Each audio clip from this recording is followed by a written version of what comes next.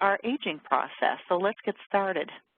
So longevity is, study of longevity is looking at what can we do to set ourselves up for success, to live a very long, very healthy life.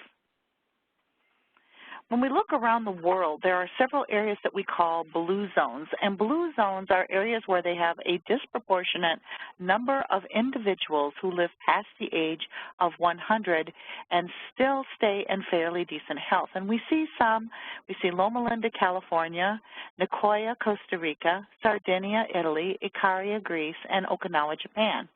Well, one of the things that these places all have in common is that they do exist in more moderate temperate zones, and so you don't see a lot of blue zones that are in northern Siberia or on Baffin Island in Canada. They're also not in the middle of the tropics, and so while they may be quite warm and might be very hospitable climates, they're also not dense, humid, 100-plus degree heat every day as well. In Loma Linda, California, there's an artifact in that there is a high concentration of people who are Seventh-day Adventists who are also vegetarian. And so these vegetarian individuals, because of their diet and their lifestyle, also plays a role in boosting up those numbers in Loma Linda to past 100. However, in the other areas, these are not vegetarian locations. However, there is, as you'll notice, they're all on the ocean, and all of them do incorporate higher levels of seafood than other types of animal protein into their diet. So one of the things I think that we can do to look at healthy living and healthy aging is to think about where we live, how we act, how we interact with others, and the types of food that we eat. Now, when we look at the top causes of death in America, 50% of all deaths in the United States come from the top 3 killers. So when we look at heart disease, cancer, and lower respiratory diseases, that would be chronic obstructive pulmonary disease, COPD, emphysema, chronic bronchitis, maybe even different kinds of pneumonias. These are the top causes of half the deaths in all of America. When you add in the next 7, you account for 75% of all the deaths that occur in America. And as you'll see, let's take out accidents. But when you look at every other one of these types of deaths, every single one, even suicide, has elements of inflammation and oxidative stress that are making changes in the body, whether it's the heart, whether it's in cellular replication, or whether it's in brain function itself. So we do have some controllables in our arsenal to help slow down the aging process. You know, people do not age at the same rate. There was a recent study that was published just this year looking at 38-year-olds, and they found that biologically, a tiny percentage of those 38-year-olds were biologically 28 years old, and a tiny percentage of them were actually 48 years old when it comes to their biology. When we look at what we expect with different types of systemic factors that doctors analyze, the majority were right around somewhere between 35 and 41, so close to 38. So people age at different rates. Some of that is controllable. And so while we cannot and have not yet found the ultimate fountain of youth to turn us all back into 20-year-olds, it is true that we can play a very active role in slowing down the aging process. And the 3 most controllable and most profound influences on our rate of progression towards aging are free radical damage, oxidative stress, so we can neutralize free radicals, inflammation, chronic inflammation, key player in accelerated aging, and our ability to detoxify the compounds into which we come into contact.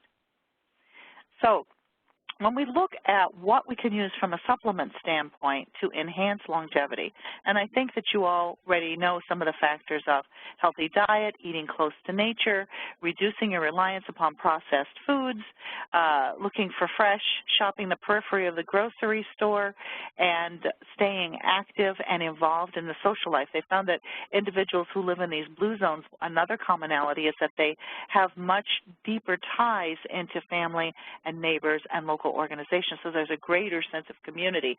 So all of those play a powerful role, but today we're going to talk about supplements. And so there's 3 characteristics that I notice in supplements that can play an important role in helping to slow down the aging process.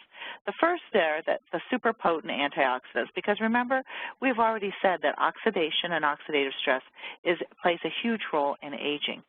Another is the ability to control chronic inflammation, and we do have the power to do that. High levels of inflammation are implicated with all kinds of diseases and acceleration of the aging process. And last but certainly not least is we can boost up our ability to detoxify the compounds into which we come into contact. So you may know some of these toxins. It might be the Tylenol in the over-the-counter drug bottle that's sitting on your cabinet. It might be the tequila you had last night. Those are toxins that our body detoxifies. But the majority of toxins you come into contact with, you have no awareness of. So they could be things that are being degassed in new carpeting and new upholstery. It could be compounds that are on your hands when you pump gas. It could be things that you come into contact with when you drive into an area with high levels of air pollution. It could be gases that are released from the very earth where you live. So not trying to make you all paranoid, and we can't live in a plastic bottle, but just know that though we cannot control every toxin that we come into contact with, we can control and enhance and make stronger the way that our body takes out the trash, the way that our body gets rid of these toxins. So let's talk about oxidation first. Oxidation is free radical corrosion. So when we look at what happens to a vehicle with extreme exposure to the air over long periods of time, we see that rust develops. Believe it or not, rust is an oxidative reaction. When we look at a piece of fruit, a nice piece of fruit that's cut open, if you leave it on the counter for very long, if you cut an apple in half or a pear in half, and you leave it set for a little bit, or guacamole, that's another one, they go brown very quickly.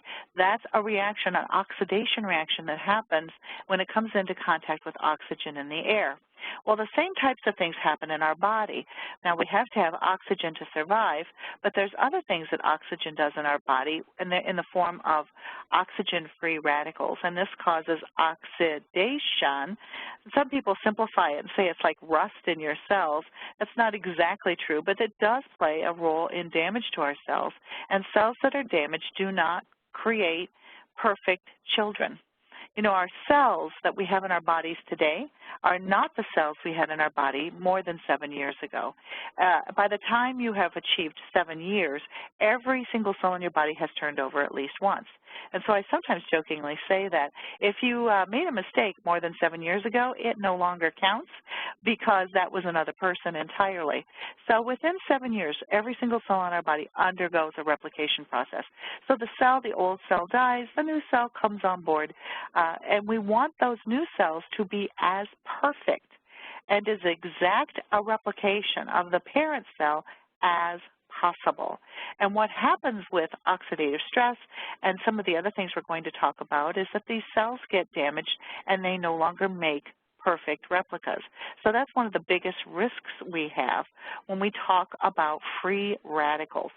Now, the worst of the now these are not all of them, but some of the worst that we have to worry about are the hydroxyl free radicals, superoxide anions, and the creation of hydrogen peroxide in the body. Our body contains a check and balance process. A little bit of oxidative stress is good. A little bit of oxidative stress is useful. Our immune system sometimes uses free radicals to kill invaders. So sometimes these compounds that are created by the reaction of oxygen within our body play an important role. But in the vast majority of people in this country, we have huge levels of oxidative stress, many, many, many times more than we need for optimal health. And so it's important to think about how can we arrest, how can we quench these free radicals before they can do very much damage in our body.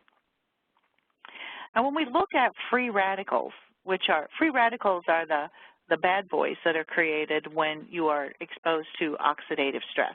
So it creates free radicals, and they just go around making trouble. They go around bumping into healthy cells and damaging them. So when they look at, for example, Parkinson's disease with dementia, so these are later stages of Parkinson's disease where enough brain damage has occurred as a result of the Parkinson's disease to cause changes in thinking patterns and judgment.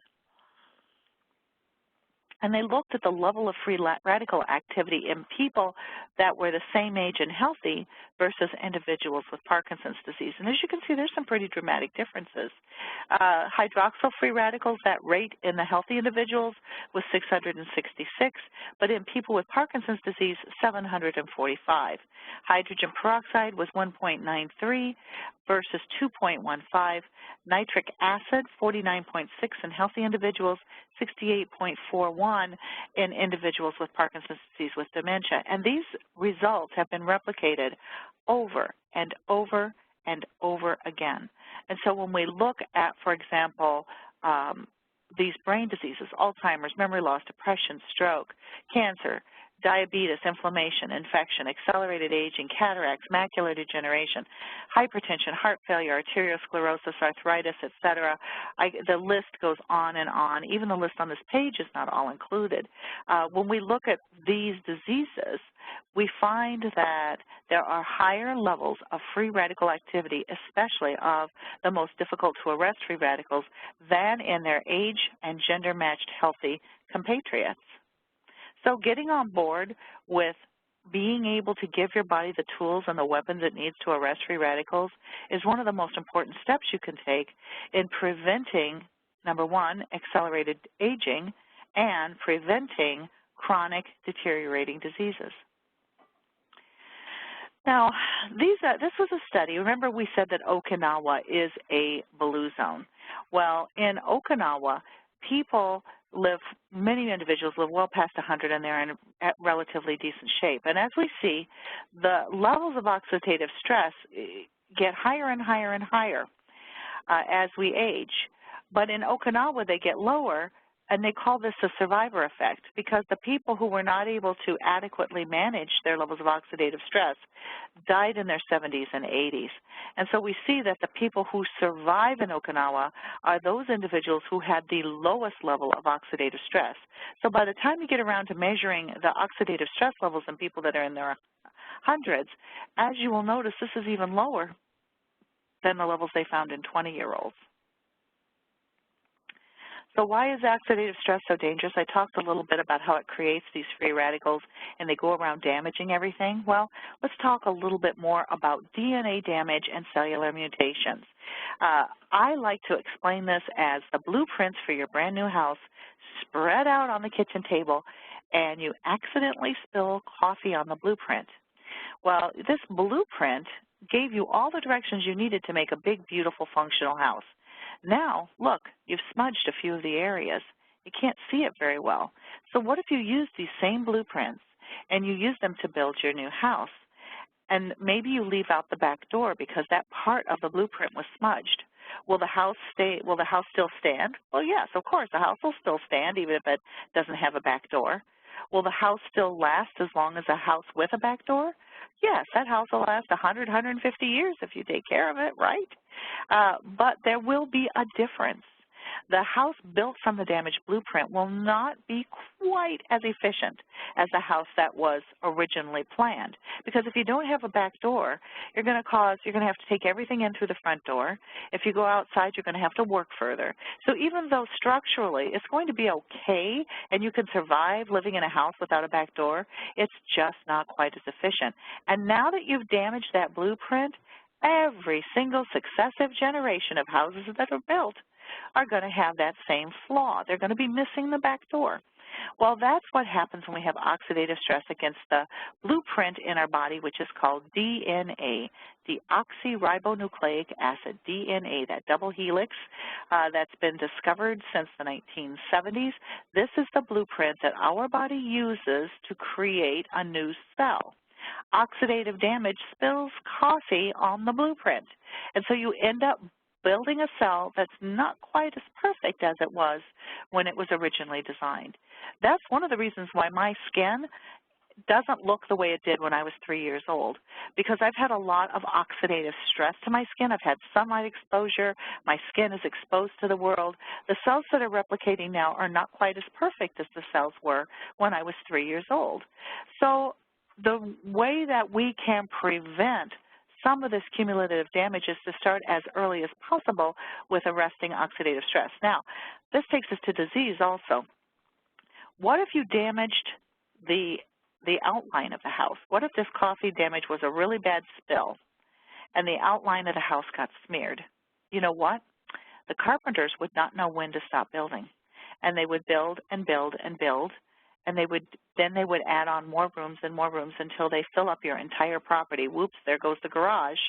And then they start to expand onto the neighbor's property, and they knock down the neighbor's house and garage. Next thing you know, they've taken over the entire block because the blueprints have been damaged and the cell does not know when to stop building. That's what happens in cancer.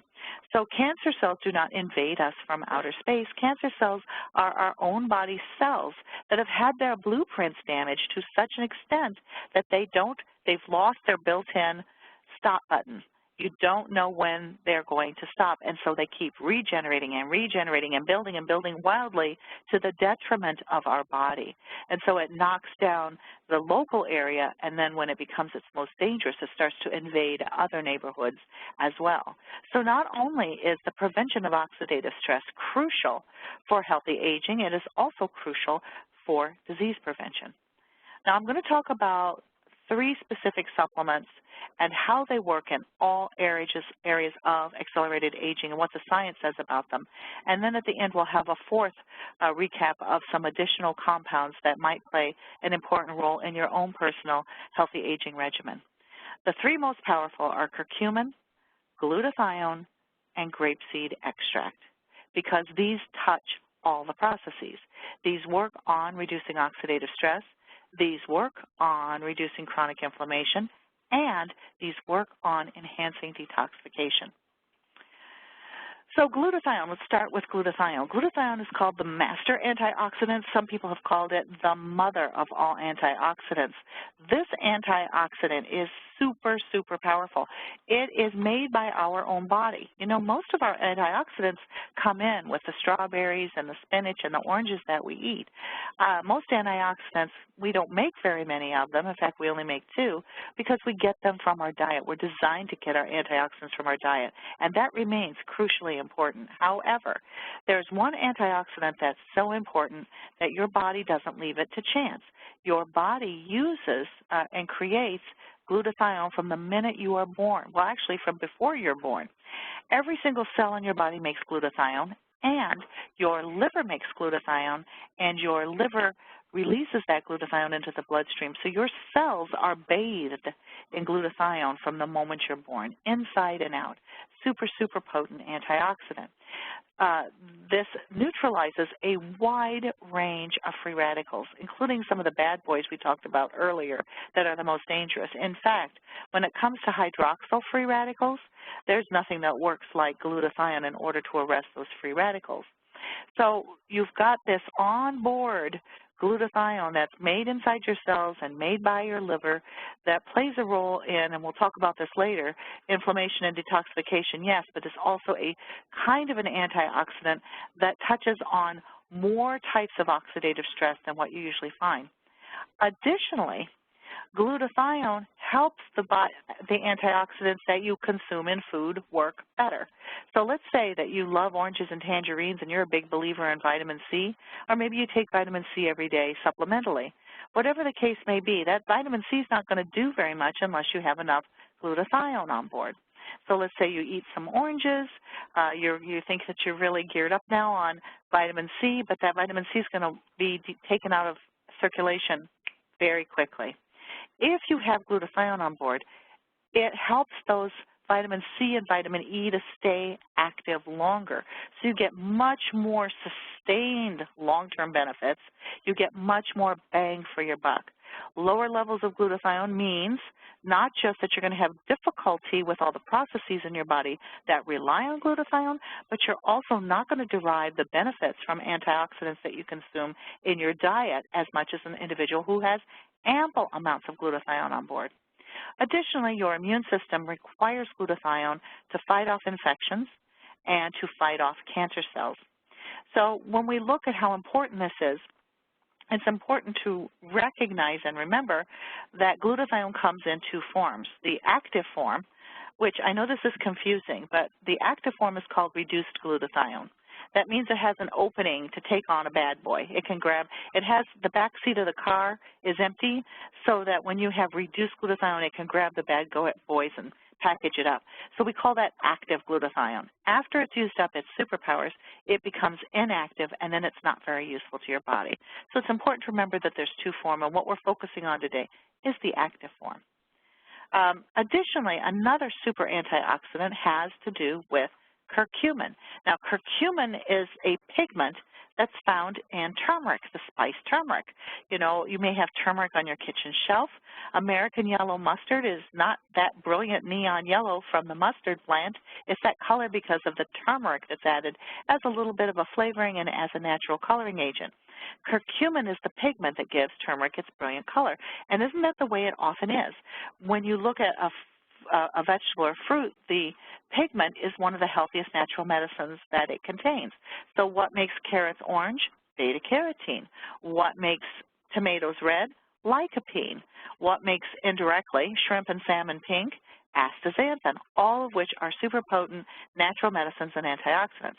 Well, what makes turmeric that brilliant yellow-orange color is curcumin, although there's very little curcumin in turmeric. So when we look at studies, they're not studies of turmeric, they are studies of curcumin. So curcumin is about 2% to 5% of turmeric, and this was a study looking at protection against hydroxyl radicals, which are some of the nastiest. So what they used as a control, and this was their total antioxidant capacity when they were not exposed to an antioxidant, and you could see how dangerously it was reduced when exposed to a hydroxyl-free radical. But when they gave this exposure to a hydroxyl-free radical along with curcumin, you can see how it almost, not quite, but almost returned that individual to normal. So even in the presence of very high level of dangerous stressors, curcumin can make a significant difference in helping us to get back towards our optimal levels of the ability to use antioxidants again. Now, grape seed extract also neutralizes hydroxyl radical activity. And you may say to me, this seems sort of like a replication. You know, curcumin, you've already told me curcumin does a good job, so why don't we all just take buckets of curcumin? And you already told me glutathione does a good job, so why don't we just take buckets of glutathione? And that would be an excellent question. There is some overlap, that is true, but there's also areas in which each performs independently. For example, curcumin is fat-soluble, and there's certain areas of the body that utilize fat-soluble compounds far better than water-soluble. Grape seed extract is water-soluble, and there's areas of the body that use a water-soluble form better than do the fat-soluble areas. There are areas they overlap, and there's areas that they work independently. I wish that there was a one-size-fits-all single element that did all the jobs we need in the body, but our bodies are far too amazing and complex, and that's why we need to talk about diversifying. You know, you diversify your financial portfolio to hedge your bets and make sure you're going to be okay, so that if one area starts to fail, you've got compensation in other areas. You want to diversify your health portfolio as well and make sure you get broad spectrum coverage with some of the major players when it comes to fighting oxidative stress and the other factors that lead to accelerated aging. Now, in this study, they looked at grape seed extract when they looked at hydroxyl radical formation, and this was looking at the lung by exposure to radiation therapy for cancer treatment. And as you can see, even small amounts of grape seed extract were able to greatly reduce, look at the peaks over here of the group that did not get grape seed extract, the sheer volume of creation of oxidative stressors. Look how tiny those peaks are when they were given with grape seed extract. Another had to do with curcumin protecting against increased free radical levels associated with aging. Now, I want to pay special attention to this slide because, to me, it's amazing. So we're looking at superoxide production. Those are the creations of the bad boys. So in a young, healthy person, this is the control level. So they're not taking anything, and this is the level of superoxide production that they create. In older people, that level is, well, not quite double, but let's say 30 to 40% more. So as we age, we are less able to deal with free radical formation, and because of the aging process and because of different chronic illnesses we may have, we start to create more free radicals. Look at this with young people treated with curcumin and older adults treated with curcumin. This is amazing. This was done in exploring gerontology just 2 years ago. So when you look at young people with curcumin, not only did you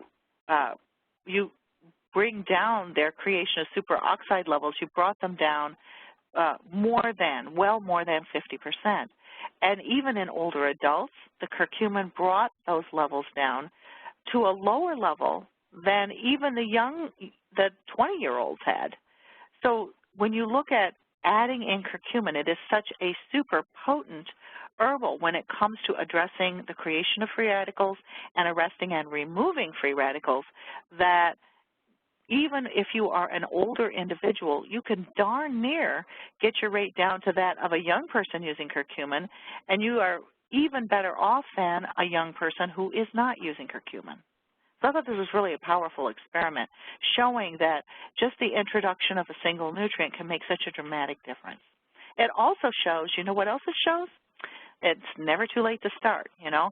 I wish that I had started an intensive exercise program when I was 13 years old and kept it up my whole life long.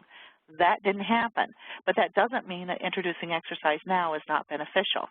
While it is true that introducing antioxidants, anti-inflammatories, and detoxifying agents earlier on has a more powerful downstream approach, this slide shows you that it is never too late to start to make some changes to help prevent some of the changes that lead to chronic diseases and death.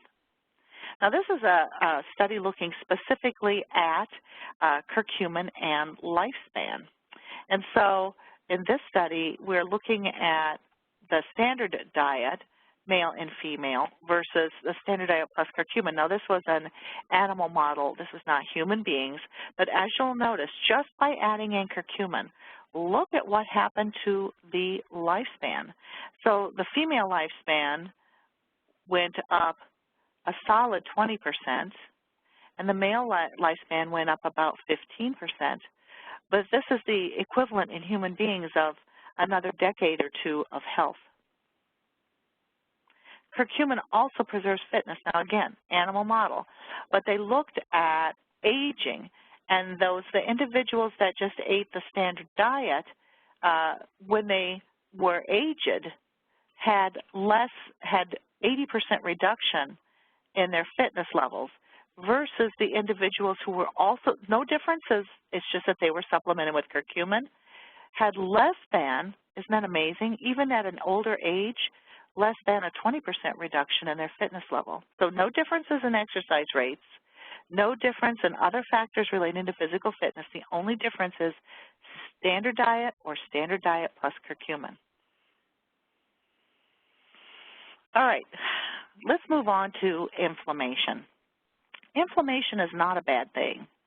Inflammation, you couldn't live without inflammation, but chronic inflammation, I believe, is probably the single highest contributor to death and disability in America. So which comes first, oxidation or inflammation? Inflammation creates oxidative stress. Oxidative stress creates inflammation. I don't know whether the chicken or the egg came first. All I know is that you need to address both of these systems simultaneously. Additionally, reductions in inflammation automatically result in reductions in oxidative stress. Now, when I'm talking to patients, I have to spend a little bit of time discussing inflammation because as I said, all inflammation is not bad. So I like to compare inflammation to a river. When the river's too low, you end up in a drought situation, and you won't be able to water your crops, so you might have to worry about hunger in the future. You won't be able to feed your livestock. You won't be able to wash your clothes. Maybe your family won't have any drinking water. It's a pretty serious situation, a drought.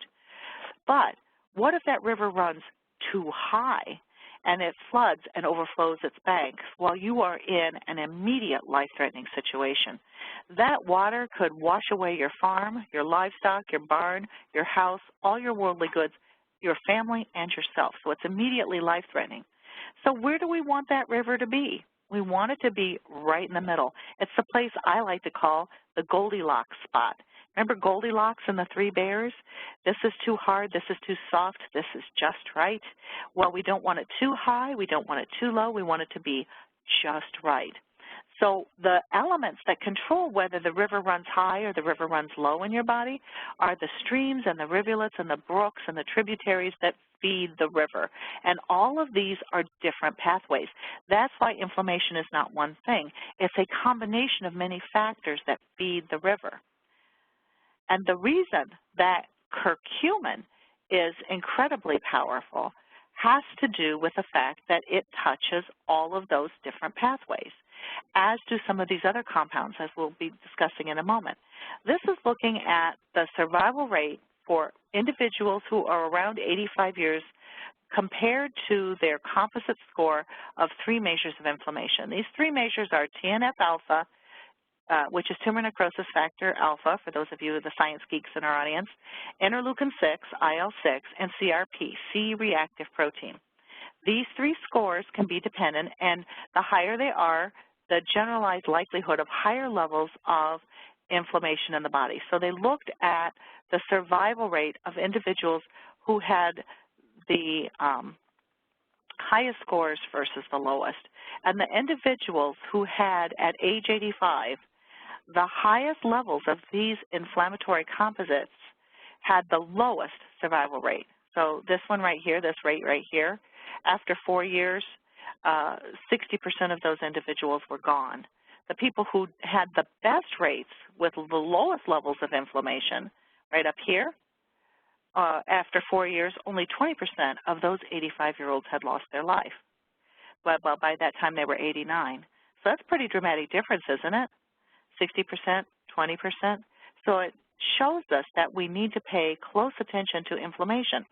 And I know when you think of inflammation, you think of pain, and sometimes that's true. Arthritis can be painful, tendinitis can be painful, but there's also inflammation in your body that doesn't manifest itself as pain. For example, asthma is a kind of inflammation, and heart disease starts with inflammation, and cancer even starts with inflammation, and you may not have pain initially. So regardless of your disease status, regardless of whether or not you're in pain, it still makes sense to pay close attention to inflammation. High levels of inflammation are associated with both aging and disease. When you look at interleukin-6, one of those measures, if you have high levels of IL-6, you have cut in half your chance of living another 10 years. If you double your IL-6 and your TNF-alpha and your CRP, that's a 29% increase in heart failure. C-reactive protein levels are twice as high in the frail elderly versus elderly of the same age who are not frail. And in otherwise healthy women, everything identical except one woman has high levels of CRP, which is an indicator of inflammation, versus a woman who does not, are much more likely to develop diabetes. So we need to pay close attention to inflammation in any healthy aging protocol. Curcumin is the most powerful anti-inflammatory herbal in the world. There's others that can play a role, and we'll talk in a moment about the effects that grape seed and glutathione can have, but curcumin is really stellar in this area. This looked at C-reactive protein, one of those markers of inflammation, and here's individuals' CRP level when they were exposed to salt water, saline. It's just a control, like a placebo. And then there's this compound called DEP that is, and DEP is something that causes inflammation. So it's a toxin that causes inflammation. So when you add curcumin and placebo, look how far down you drive inflammation. You drive it down tremendously from, you drive the CRP down from 60 down to 40. That's cutting it by a third. That's 33 and a third % reduction. That's pretty dramatic. But if you give the curcumin with the compound, remember this experimental compound that causes inflammation that's often found in air pollution, then look at this. The curcumin plus the toxin was able to bring it down almost to the rate of the individuals that weren't exposed to the toxin before. And please note, the curcumin and the toxin had better inflammatory control than individuals who were using nothing. So again, it can have a really, it's not just protecting against the unfortunate compounds into which we come into contact, but it can actually, even in the presence of those compounds, still drive our chronic inflammation lower than individuals who are not using curcumin. Grape seed, in a study looking at grape seed extract versus a steroid called dexamethasone. So this is in the steroid family of medication. They did an animal model of arthritis, and they looked at 3 different inflammatory markers, and they looked at grape seed extract, and they looked at dexamethasone. And as you will notice, in every single area, especially in interleukin-1 beta inhibition, it was twice as good as dexamethasone at controlling that factor. These are all different kinds of compounds that are associated with inflammation. Glutathione levels are reduced in type 2 diabetes, but the inflammatory markers are increased. So in healthy individuals, their reduced glutathione, remember the reduced glutathione is a good thing. Reduced means the active level is at 5 versus people with type 2 diabetes, it drops to 1.5. That's a pretty dramatic change. And so when you look at their level of IL-6, though, their inflammatory markers go sky high. There is not much in your body that is more irritating than sugar. And when your blood sugars go up, and if they stay up, then they irritate the heck out of the inside lining of your blood vessel, which is one of the reasons why people with diabetes, the less controlled their sugar is in their bloodstream, the more prone they are to kidney damage, kidney failure, dialysis, and transplant, the more at risk they are for heart disease and vascular diseases because the irritation of the inside of the blood vessels triggers a chronic inflammatory process. They're at higher risk for heart attack and stroke, higher risk of poor circulation to the limbs, and blindness because of the blood vessels that feed the retina in the eye. So keeping blood sugar under control and reducing the inflammation caused by diabetes is absolutely crucial to living a long, healthy life, even if you do have diabetes. Last but not least, let's move into detoxification. Now, I don't know if you have family members or friends who tell you this story. I had an uncle once, and he smoked 3-pack of Camel cigarettes a day and put away a 5th of Jack Daniels, worked hard every day out on the farm, and lived to be 99 years old. And the only reason he died is because he got hit by a truck crossing the street from the grain store. You know, a lot of us hear these kinds of stories of people who do everything wrong, and they live to this healthy, ripe old age. You know, smoking is the #1 preventable cause of cancer in America. But yet we all know there are people who smoke their whole lives long that do not develop emphysema, COPD, or lung cancer. So why is that? Doesn't seem fair, does it? Well, I believe that these individuals are blessed with superhuman detoxification. So even if they smoke cigarettes or drink alcohol or whatever it is they're doing, exposure to dust from their agricultural work or pesticides, they still stay healthy. Why? Because they are blessed with some kind of superhuman detoxification process. You know, when you, let's say you take a shot of tequila, it takes a couple of hours for that tequila to be detoxified from your body, correct? So when you, the less you are able to detoxify, the longer that tequila circulates. And the longer it circulates in your bloodstream, the more effects it has on the cells of your body. The same is true with smoking. The compounds in smoking circulate in your bloodstream, and the longer they circulate, the more damaging effects they have to your cells. The same is true of environmental toxins. The same is true of the natural toxins that are in the foods we eat. The same is true of many of our medications. Many of our medications have medical activity, but they also have toxic activity in the body as well. So the unfortunate thing is you're not going to know if you're a superhuman detoxifier until you've already led a horrible life and ended up making every major health mistake and still living to be 99. We can't count on that because those individuals are quite rare. For the majority of individuals, their detoxification is average, or as we age, it becomes below average. And one of the major organs of detoxification in the body is the liver. The aging liver reduces in size by 25% between the ages of 20 and 70. So our liver gets smaller as we age.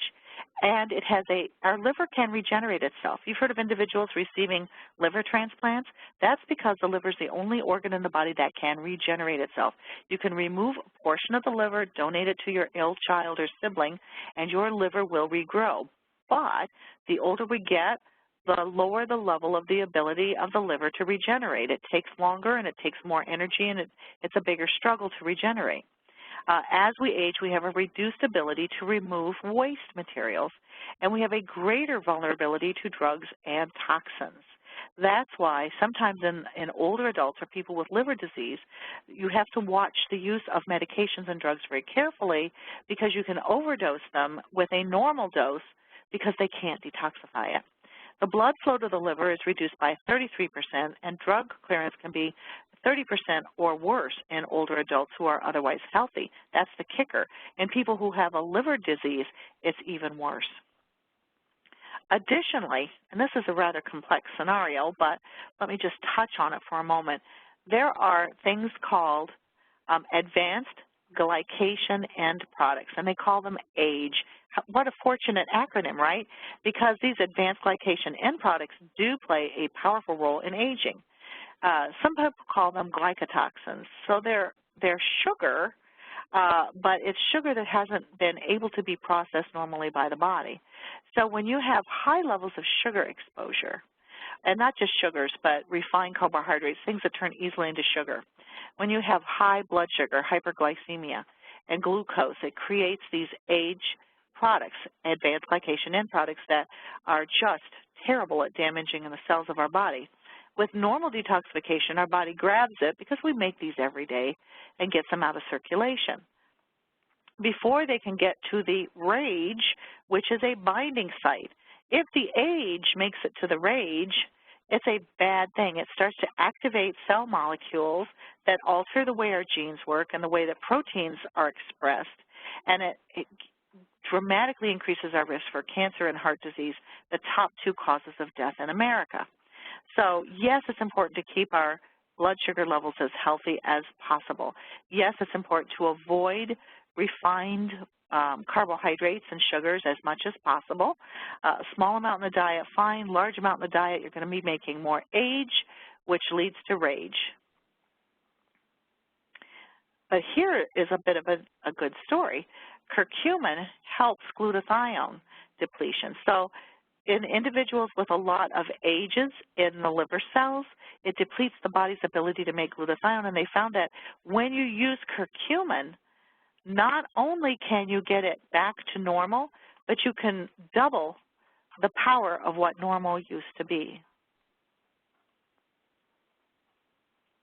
Grape seed also blocks RAGE. Remember, that's the receptor site that we want to keep coming back here, trying to simplify. We don't want AGE to reach RAGE. We want AGE to be detoxified. So grape seed extract actually blocks the RAGE, so it's more likely that these end products, these glycation end products, get detoxified and taken out of the body. So here are individuals who have, this is the level of RAGE, microRNA expression of RAGE in a healthy individual versus diabetes. As you can see, almost 3 times, more than double the amount of RAGE connection than individuals that are healthy. But in individuals who used grape seed extract, the standardized grape seed extract, even in the presence of diabetes, we're able to almost, not quite, but almost get that RAGE connection back to normal. Going back to curcumin, it increases the level of antioxidants present in the liver. Now, this is diethylnitrosamine, and this is nasty stuff. It causes toxicity in the liver. So control or healthy, DENA, this is after exposure to a liver toxin. So the healthy control of glutathione in the liver should be 19, but when it's exposed to a toxin, it drops to 6. But if you give the toxin with curcumin, there's barely any change at all. Glutathione peroxidase, which is one of the major enzymes involved in replenishing glutathione, we're about 59 in the control. With a liver toxin, That capability dropped to 18, but with curcumin on board, it was able to restore from the damage almost back to normal. And the same with the creation of superoxide dismutase, again, 2.5 with the liver toxin dropped to 0.9, back to 2.33, even in the presence of a liver toxin. So what this should tell us is that we don't always know what we're trying to detoxify. We don't know what we're coming into contact with. But if we have some of these super potent compounds on board, like grape seed extract, like active glutathione, like curcumin, if we have these on board, no matter what life throws at us, we're going to be much better at keeping our healthy levels and activity of systems in our body going, even in the presence of these toxins. Now, one of the most damaging compounds out there for the liver is acetaminophen. One brand name is Tylenol, and it may surprise some of you because you may have heard that it's safer than ibuprofen because ibuprofen will tear up your stomach. Well, that's not true. Acetaminophen is incredibly toxic to the liver, and it depletes glutathione production in the body. The number one cause of acute liver failure in America is acetaminophen. The number one drug overdose seen in emergency rooms is acetaminophen, and sadly, 50% of those individuals were not trying to overdose. They overdosed by accident because they didn't realize how much Tylenol they were taking. They were taking Tylenol for, maybe they took 2 extra strength Tylenol for their headache, and then they took a cold and flu preparation because they had the flu, and then they have a chronic back injury and they're taking Vicodin or Percocet, which are narcotic agents and a base of Tylenol. Next thing you know, liver's shutting down and they're in the emergency room. So this is a study looking at curcumin's ability to reduce liver damage, and what they found is that this is healthy liver right here. This is significant damage, liver necrosis caused by acetaminophen. Now this is curcumin on its own, so it improved liver health even above normal. So it made liver even better than what it had been otherwise. And when the liver was challenged with acetaminophen, we see some little areas of damage, but it greatly reduced the areas of liver damage compared to individuals who are using acetaminophen without curcumin on board.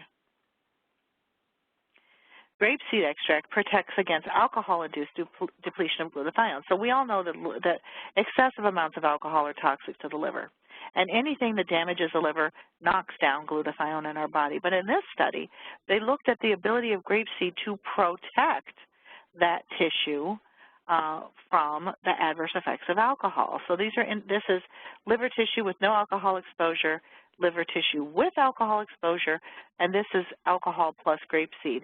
So it was not able to restore it to normal, but even in the presence of this liver toxin, was able to make it somewhat better. Same is true with alcohol exposure to brain. That's no alcohol, with alcohol, and grapeseed extract. So I'm not saying that we should all go out and drink a six-pack and pop our grapeseed, but it just shows the power of a standardized grapeseed extract to help protect sensitive tissues in the body from the toxic effects of alcohol and other related toxins. So what do we need to know? Now that we've gone through some of the ways in which these three powerhouses can make a role and difference in healthy aging, there's a few caveats I'd like to add. Remember that it's curcumin and not turmeric. I've seen unscrupulous folks out there, especially internet providers, that will sell people a bottle of turmeric. It'll be 1,000 milligrams of turmeric in a capsule, and they'll put claims all over the label about curcumin. Contains curcumin.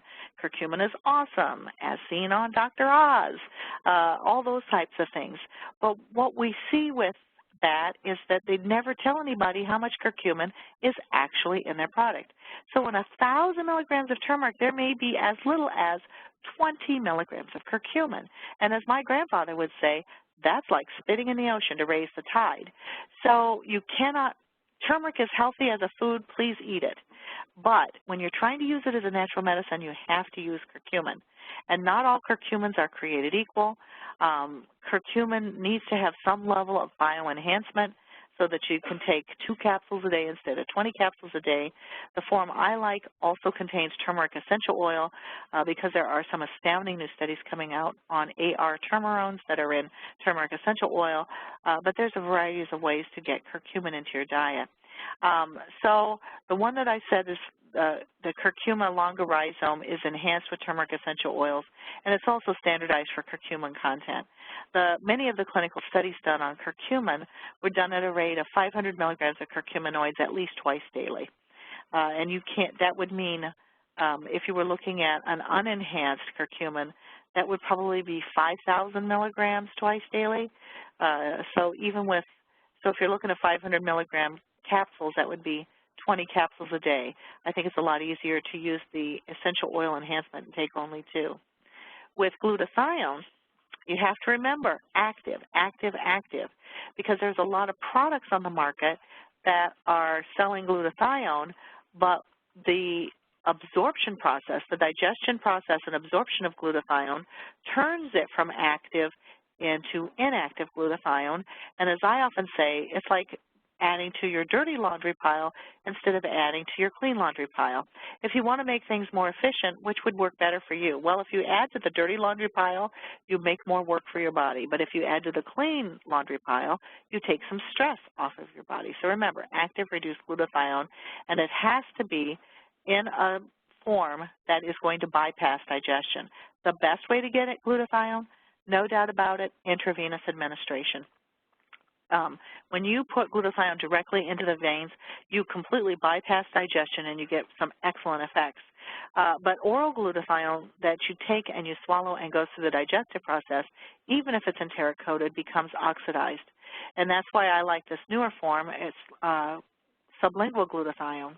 It absorbs slowly under the tongue, and it increases, when it's compared to oral glutathione, just plain oral glutathione, the rates of active glutathione versus inactive in the body by 230% after only 21 days of use. That's what the clinical study showed. Some people use the glutathione precursor in acetylcysteine. That's useful too in younger, healthier people. But remember, N-acetylcysteine is a precursor, and we've already learned that our ability to make glutathione can drop by as much as 50% by the time we're 65, and even sooner if we have chronic diseases. So you can throw raw materials in until the cows come home. If the machine isn't working, you have to bypass the machine, and you can only do that with intravenous glutathione or sublingual glutathione. Grape seed extract as well. Big difference in grape seed extract in that there's Chinese-produced grape seed extract that's on the market for $18 a kilo. There's also a French-produced grape seed extract, byproduct of the wine industry, that's $350 a kilo. What is the difference between these two? Well, the French grape seed extract only contains the compounds that are small enough to be absorbed by your body. These are called oligomeric proanthocyanidins. Don't say it 3 times fast. It's easier to say OPCs. These OPCs come as Chihuahuas and Great Danes. And Chihuahuas scoot through the doggy door very easily, and Great Danes get stuck or can't get in at all. So when we're looking at a grapeseed extract, you need to make sure that it is standardized to only have the small-sized OPCs. It only contains Chihuahuas, hence the difference in the two, but there is no comparison with regards to its medical efficacy in the body. Now, I promised that we also had just quickly touch on a couple of other compounds. So this is the 4th leg of the table, so to speak. I believe that very many individuals could benefit from vitamin D. The lowest vitamin D levels are associated with the highest risk of all-cause mortality and heart mortality.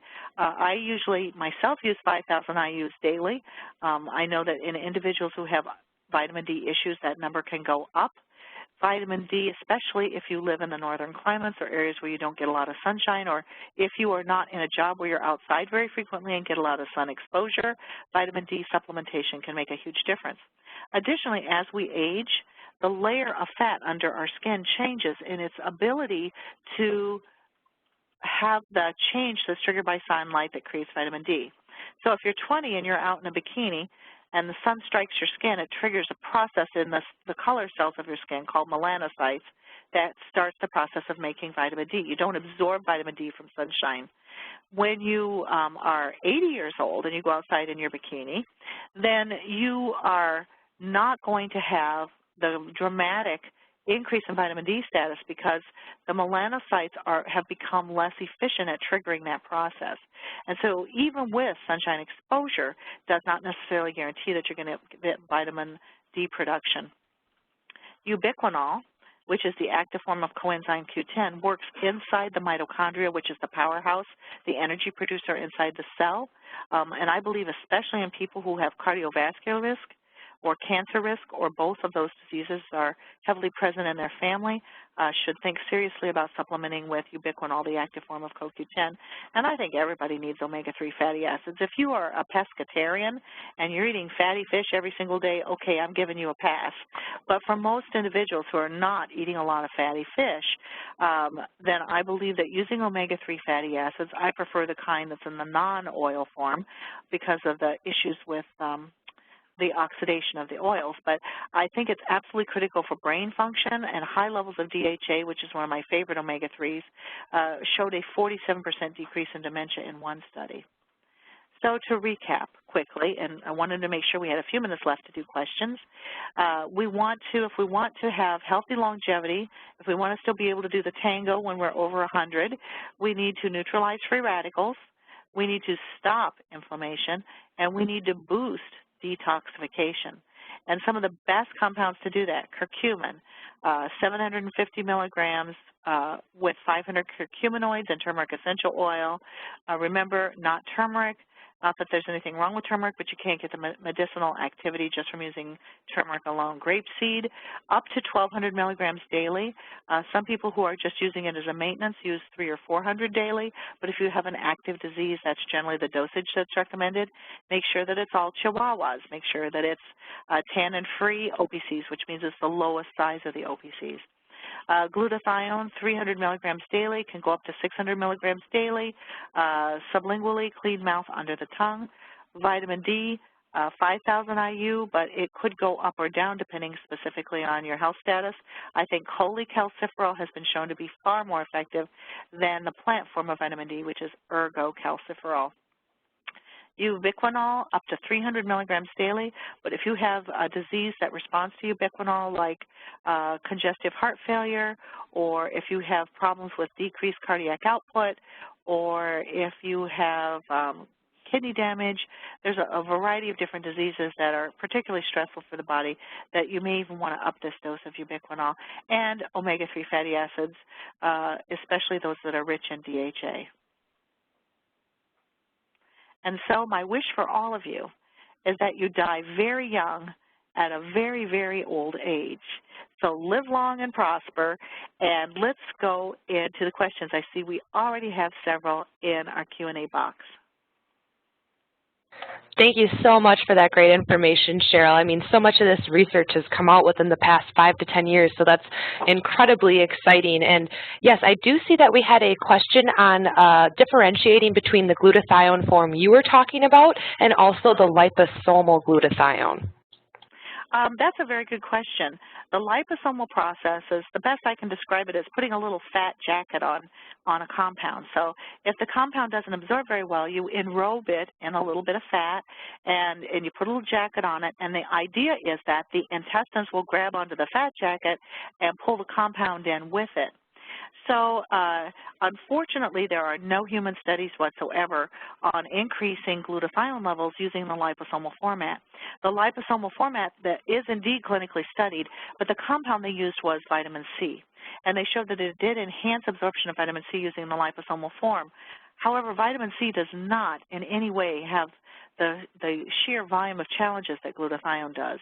And so while it might be an interesting form to consider, until I see some research in humans or even animals that show that it's boosting the active levels of glutathione in the body successfully, then until we have that clinical study, I can't rely on it to deliver glutathione. Good question. Any others? All right, so it also looks like we have a question about pine bark, and many people may be aware of the active compound called pycnogenol in pine bark, and someone was wondering if you could take that instead of the grape seed extract that you had discussed. Yes, you could. There's 3 very, very rich sources of these oligomeric proanthocyanidins. One is the grape seed, One is pine bark, and one are peanut skins. You know that little reddish peanutty skin that you squeeze off of the peanuts? That is also rich in OPCs. But they are, that some individuals have some preferences for one form versus the other. I personally like the ones from grapes and grape seed. We have some really excellent research on how they work, but yes, you could indeed use that as well. Other questions? All right, so we know that exercise is incredibly important, at really all ages in our life, but are there certain types of exercise that actually increase inflammation in the body that you are aware of? Yes, no. Remember, inflammation is a healthy response and a healthy process. So when you build muscle tissue, for example, you do create some low levels of inflammation when you tear the muscle fibers. So if you're trying to build muscle tissue, and you're doing weightlifting exercises, which I believe in, especially for bone density in older women who are struggling with bone density, you can't just supplement that away. You need to get some weight-bearing exercise in there, even if it's light weights. But when you put stress against the body, the way you make the muscle bigger is you break the muscle fibers and then they reknit. However, the low levels of inflammation that are created by weightlifting are more than offset by the benefits that you get by having higher levels of muscle tissue to fat ratio in the body and increased strength. So yes, indeed, being alive creates inflammation. We would not be alive without inflammation. Some of the worst, though, are probably some of the extreme. Marathoning is not connected, associated with longer lives. When you look at the people who live the longest, it tends to be individuals who do have intensive activity, but also have long periods of rest in between. So there's been a lot of controversy out there because a huge amount of free radicals and inflammation is created by running 26 miles or by doing super marathons. If it's something that you feel passionate about and you love it and you love that endorphin high, then I think that I would supplement even higher with regards to helping to reduce the oxidative stress that's created by that extreme exertion, and I would also probably boost up the amount of compounds I'm using to reduce inflammation. All right, and if we can just go back to that recap slide really quick. I know we had a couple questions on, are these something that everyone should be taking on a regular basis, or if someone's relatively healthy, are there a couple compounds on here that are, maybe more helpful than others? Well, I have to fess up to a bias because I work and have worked in the dietary supplement industry and in integrative medicine for 17 years now, and I've read a lot of studies and I've seen a lot of results and wonderful anecdotal reports of individuals who are using these for some pretty serious conditions. So I personally think that every single person who graduates from high school should be handed a bottle of curcumin and be told, start taking it now, you'll probably add 10 or 15 years onto your life. So I believe that curcumin is incredibly valuable to be used, a compound to be used probably at much lower levels. You don't need the disease-associated levels, but at least a little curcumin every day is quite beneficial. Also, I would add in grapeseed. I like those two together. Glutathione, I generally don't recommend supplementing with glutathione unless you have a disease. For example, there's a lot of work being done with autism and glutathione because of the reduced ability of young people with autism to keep the glutathione in the active form, so the ratio gets completely screwed up. But unless you have a disease, I don't see using glutathione in youth. At least if you're past 40 and you want to set yourself up for optimal aging, maybe a much lower dose, maybe 75 milligrams sublingually. The tablets that the clinical studies were done on were 150 milligrams, so even breaking one in half once a day would probably be a nice little boost to getting a little extra glutathione on board. Vitamin D, the more I learn about vitamin D, the more I think that most individuals, unless you work outside and you live in a very sunny area, that there's probably some level of vitamin D that would be beneficial for you. Ubiquinol I generally don't recommend until people get older unless they're trying to address a specific disease concern. So if you are 40 or 50 and you're trying to set yourself up for healthy longevity, maybe 100 milligrams a day. And omega-3 fatty acids, as long as children are old enough to eat from a wide variety of food, I start supplementing with a little bit of omega-3s because so little of it occurs in most people's diet. Hope that wasn't too confusion. So the answer is yes to some and no to others. Great, thank you so much. And I think we just had one more question come through here. It is on curcumin, and does it help keep the HPV virus at bay? Well, it would be useful, but I would also add in glutathione, because when you look at the diseases for which we have found there is a disrupted ratio of active to inactive glutathione, every single chronic viral illness that they've looked at thus far, like they've looked at Epstein-Barr, they've looked at CMV, they've looked at HIV, they've looked at Lyme's disease. When we look at these different kinds of chronic infective processes, then we see that there's an enormous amount of glutathione depletion that's occurring. And then that when you get to a certain level of glutathione depletion, then you see more of a flare. So absolutely, I think the two together might be very useful. Great, thank you. And I'm just going to look one more time through our Q&A box. Again, if you are on via computer or smartphone, you can send those last-minute questions here. But otherwise, on behalf of myself and all of the participants today, we really appreciate all of your time, knowledge, and expertise. This is a topic that, of course, affects everyone. So thank you so much for sharing this great information with us today. Thank you. All right, and now let's jump ahead. We do have some events coming up on the TerryTalks Nutrition site. So on January 7th, this was our last TerryTalks Nutrition webinar of 2015. So the next time we will see everyone will be in 2016. And Terry will be doing a webinar on January 7th discussing cold and flu season and the top ways to stay healthy. We did also just have a webinar added from Dr. Kulreet Chaudhry, and she will be discussing ways to build a smarter gut for spontaneous weight loss, and that is January 19th at 10 a.m. Central Standard Time. And then another webinar in January will be from Terry on how to stop back pain naturally, and that is January 26th at 9:30 a.m. So please feel free to register for any of these great upcoming events. We are really trying to supercharge the amount of events that we do in 2016, so you'll probably see at least 2 to 3 events every month coming from the TerryTalks Nutrition site. So thank you very much, and if you are looking for additional information, you can go back to the TerryTalksNutrition.com website. You can sign up for his free weekly newsletter. You can, of course, listen to recordings of our past seminars. This event was recorded today, and we will be sending out a link to the recording probably tomorrow, so watch your email. The recording will be available for viewing on demand. It does get hooked up into YouTube, so allows for a little bit easier playback.